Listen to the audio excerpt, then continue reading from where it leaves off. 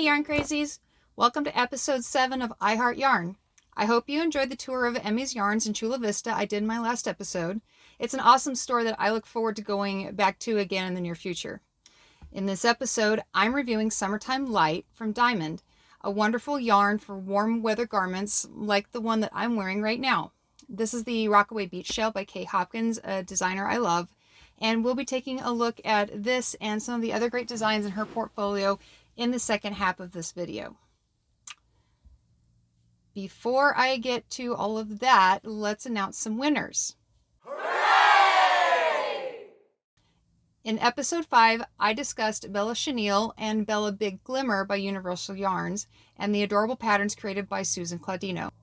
After that episode launched, Susan reached out to me and offered to send the lucky winner the pattern herself. Awesome of her, right? So, congratulations to Julia Wagner. Get ready to make those Belfry and Booyah stuffies you fell in love with. And please email me at the address listed in the show notes or send me a message on Ravelry so Susan can get you your pattern. And I'd love to see pictures when you are done making those.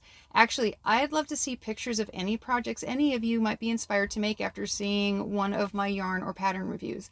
I love show and tell. Now for the episode 6 giveaway, the owners of Emmy's Yarns are donating one of their exclusive patterns, including Aunt Sheila's wrap that I showed you. But you can choose from any of the patterns available for purchase from them from Ravelry. The lucky winner for episode 6 is Man and Long. Thanks for your feedback on that episode, and to claim a pattern, please email me at the address listed in the show notes or send me a message on Ravelry so the owners of Emmy's can get your pattern to you. Now on to the yarn. Summertime Light has been in stock at Grandma's spinning wheel for quite a while now, but I had not had a chance to work with it myself until recently. I have to say that I am regretting not working with it sooner. It is a very interesting blend with 55% acrylic, 26% cotton, 9% linen, and 10% polyester. If you are tempted to dismiss this yarn based on the large fraction of synthetic fibers, I definitely encourage you to reconsider. Diamond obviously started with really quality base materials for this yarn. It looks and feels like a much more luxuriant blend. At first glance and touch, it would be easy to believe it contains silk and Pima cotton instead of acrylic and polyester. Now, I think I am probably like a lot of other yarn fiends out there. If you really love a yarn, you want to see it in lots of colors. The palette for Summertime Light contains only 10 colorways, but I have a hard time being disappointed by that because each and every one of them is really interesting to look at.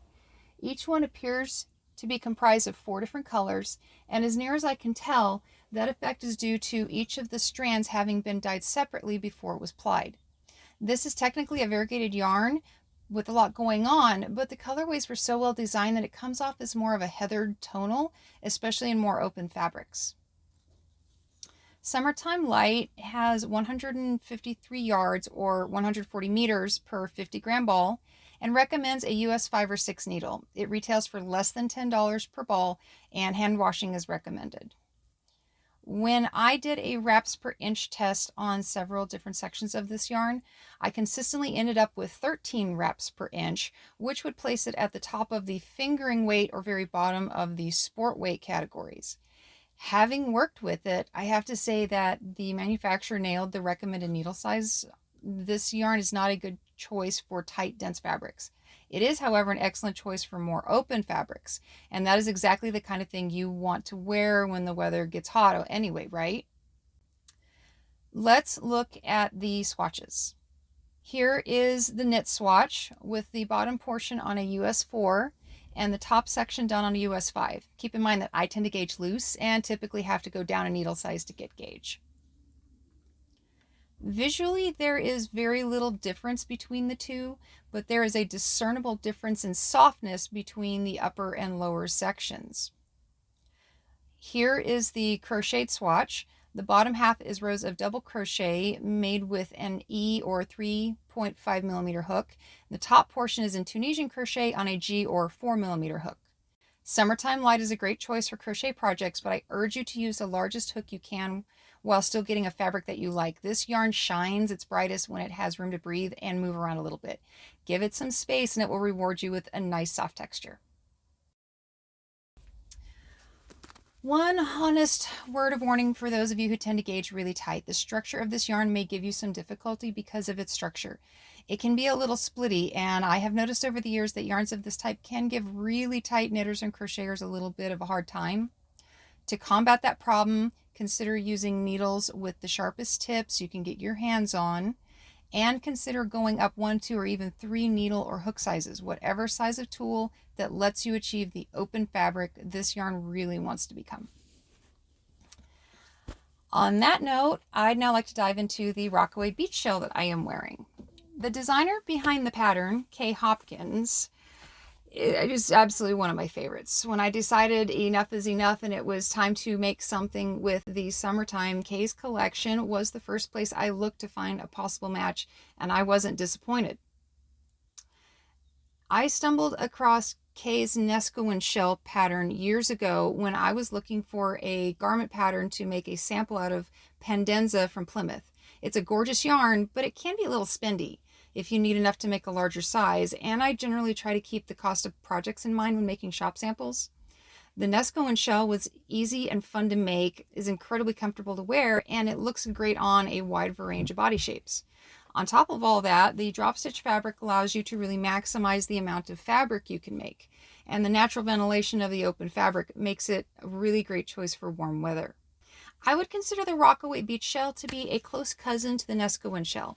It is slightly more fitted, but not by very much, and is one of those great garments that you can dress down with a pair of shorts for a backyard barbecue, or dress up with some really nice jeans and jewelry for a night out. The drop stitch fabric keeps it from being too warm and looks great in a variety of yarns. I used about 700 yards to make this one, but even the larger sizes require far less yardage than you would expect for a top to require. The 3XL size only requires 1,400 yards. With the yardage that most fingering or finer sport weight skeins contain, that can make this a pretty affordable garment to make. Kay Hopkins and her Knit for the Soul pattern collection were not very well known back when I found her work, but her work has definitely received a lot more of the attention I think it deserves since then, and I'm very excited about that because hopefully that means many more beautiful patterns to come from her. In addition to the Nesco and Rockaway Beach shells, the one other pattern of Kay's that I have made is the Scottish Highland shawl, which I mentioned in episode 2 where I discussed Remix and Remix Light. So far I have found her patterns to be very well written and extremely easy to follow. If you have never made a lace shawl but would like to try an easy one, give the Scottish Highlands a try. The lace border was surprisingly fast and easy to work up. Living in southern Arizona, I don't have a lot of sweater weather days, so Kay's tees and shells get a lot of my attention, but she has lots of beautiful cardigans, pullovers, hats, wraps, and cowls too. From her extremely simple classic tee to her beautifully detailed Crater Lake cardigan and Sacagawea shawl, take a few minutes after this video is over and go check out Kay's collection if you never have. I'd be really shocked if you don't find at least 1 or 2 of her patterns that you would like to make. Thanks for joining me for this episode. Let me know in the comments below or via an Instagram message what patterns you think Summertime Light would be a great match for, or if one of Kay's patterns grabbed your attention. Hint, one of you will get a copy of your choice of Kay's patterns on me. If your local yarn shop doesn't carry Summertime Light and you would like to work with it, maybe consider helping me out by purchasing some from Grandma's Spinning Wheel, where I learn about a lot of things I'm passing on to you guys. Thanks for watching iHeartYarn today, and now go out and make something that makes you happy.